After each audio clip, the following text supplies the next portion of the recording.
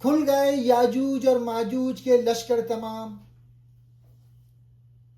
چشم مسلم دیکھ لے تفسیر حرف ینسلون. دنیا میں فتنے، انتشار، بے چینی اور تباہی پھیلانے والی طاقتیں پوری طرح کھل کر سامنے آ چکی ہیں. یہ وہی طاقتیں ہیں جنہیں قرآن نے یاجوج و ماجوج کے نام سے علامتی طور پہ بیان کیا ہے. قرآن میں ان کے بارے میں آیا ہے کہ وہ ینسلون یعنی تیزی سے پھیلتے ہوئے، ہر سمت دوڑتے ہوئے نکلیں گے. یاجوج و ماجوج یعنی جدید دور کی بے قابو طاقتیں. اقبال کے نزدیک یہ صرف کوئی دیو قامت مخلوق نہیں بلکہ مادیت پرست تہذیبیں، طاقت اور ٹیکنالوجی کا غلط استعمال، اخلاقی زوال، عالمی سیاسی انتشار، یہ سب یاجوج و ماجوج کی علامتی شکلیں ہیں. ینسلون کی تفسیر. یہ لفظ قرآن میں ان کے بارے میں آیا ہے جس کا مطلب ہے تیزی سے نکل پڑنا، ہر طرف پھیل جانا، بے قابو ہو کر دنیا کو اپنی لپیٹ میں لے لینا.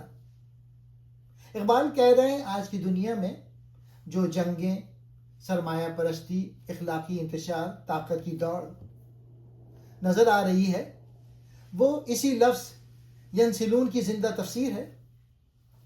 مسلمان کی ذمہ داری. اقبال کا مقصد صرف خوف دلانا نہیں بلکہ جگانا ہے.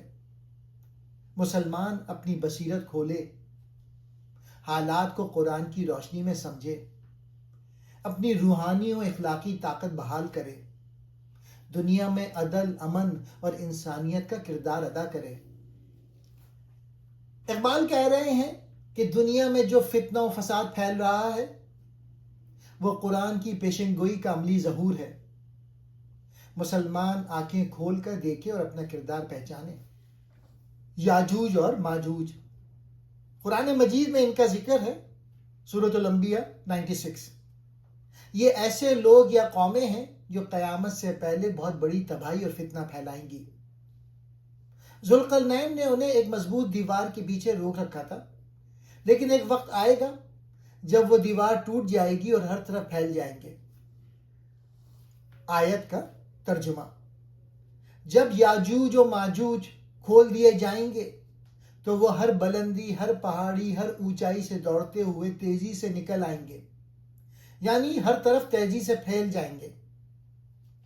اقبال کہتے ہیں کہ آج مسلمان خود دیکھ سکتے ہیں کہ یہ لفظ ینسلون یعنی تیزی سے دوڑنا، پھیلنا کیسے پورا ہو رہا ہے.